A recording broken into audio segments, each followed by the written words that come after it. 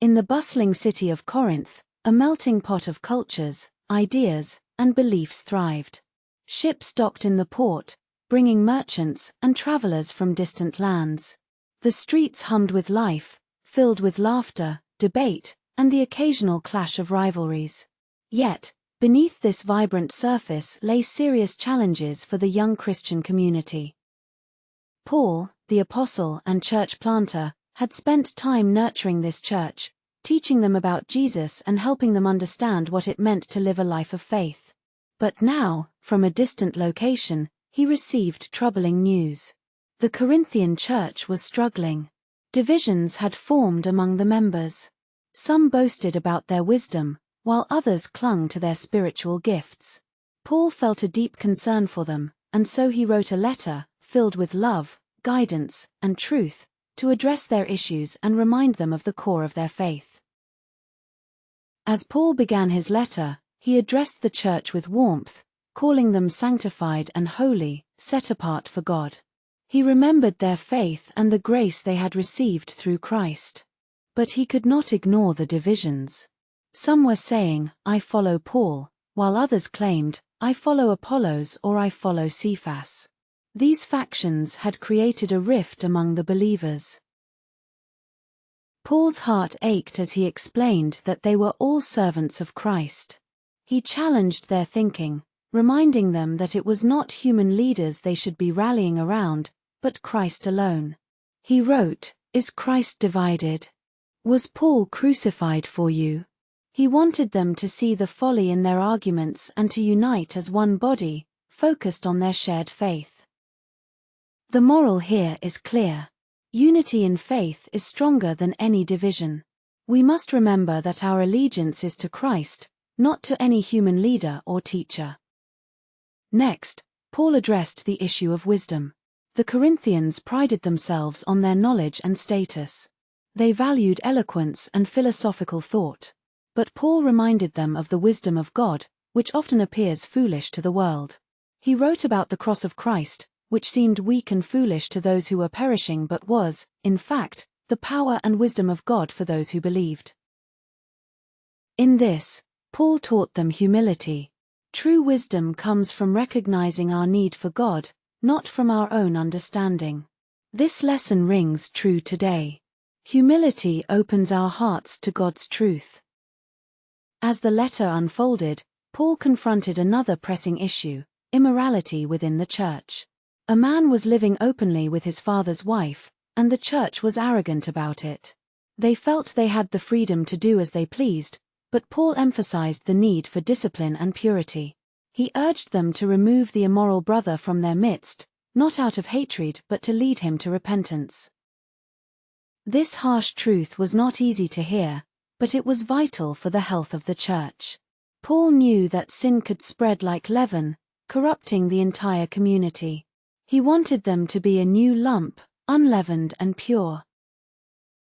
From this, we learn that addressing sin within a community is necessary for growth. It is a loving act to guide one another toward repentance and restoration. Next, Paul turned to a dispute among the believers. They were taking each other to court, seeking justice in secular courts instead of resolving their issues within the church. Paul was astonished. He reminded them that they would one day judge the world and even angels. Should they not be able to settle matters among themselves? He encouraged them to seek peace and forgiveness, emphasizing that love should guide their interactions. Every conflict is an opportunity to demonstrate grace and mercy. The message here is powerful. We are called to seek reconciliation, not to air our grievances before the world.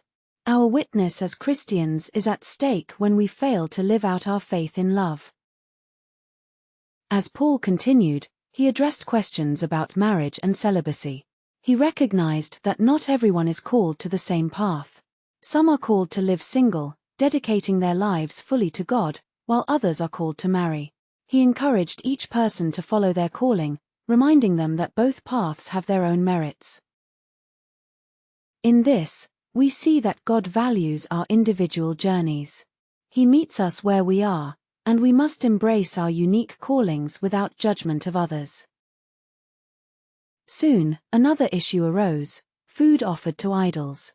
In Corinth, many ate meals that had been sacrificed to pagan gods, and this created tensions among believers. Some felt free to eat, while others believed it was wrong. Paul spoke about the importance of considering others. He emphasized that love should take precedence over our rights. It is better not to eat if it causes a brother or sister to stumble in their faith. From this, we gain insight into the nature of love. Love means putting others first and making sacrifices for their spiritual well-being. Paul then turned his attention to the gathering of believers during worship. He described the beauty of the body of Christ, explaining that each member has a unique role. Some are teachers, others healers, and some are called to lead. Each gift is vital, and together they create a harmonious whole. He reminded them of the most excellent way: love. Without love, even the greatest gifts become meaningless. Love is patient and kind. It does not insist on its own way. It bears all things, believes all things, hopes all things, and endures all things. This powerful depiction shows that love is the foundation of our faith and relationships. It transforms our actions into reflections of God's heart. As Paul continued, he shared about the resurrection of Christ. Some in Corinth questioned whether the dead would rise. Paul passionately defended the resurrection, reminding them that if there is no resurrection, then their faith is in vain. He recounted how Christ appeared to many after his resurrection, affirming the hope of eternal life. This is a cornerstone of our faith. The resurrection gives us hope, assuring us that death is not the end. Instead, it is the beginning of a new life in Christ. Finally, Paul spoke about the generous act of giving. He encouraged the church to support fellow believers in need. He emphasized that God loves a cheerful giver. As they gave, they participated in God's work, spreading His love and grace. The lesson here is profound. Generosity is not just about money, it is about sharing our time, talents, and love. It reflects God's heart and brings blessings both to the giver and the receiver. As Paul wrapped up his letter, he expressed his heartfelt love and concern for the Corinthian believers. He urged them to stand firm in their faith, to be strong, and to do everything in love. He reminded them of the importance of community, encouragement, and accountability. In closing, we reflect on the timeless messages found in the book of 1 Corinthians. We are called to unity, humility, and love. We must seek reconciliation and embrace our unique paths. We must remember the centrality of the resurrection and the power of generous hearts. God's faithfulness shines through every challenge we face. Even in our struggles, He is present, guiding us, teaching us, and reminding us of His grace. Today, we can carry forward the lessons learned from Paul's letter.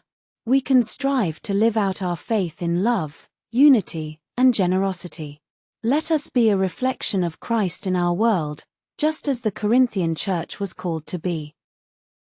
Through all our ups and downs, may we always remember that we are held in God's hands, and His love never fails.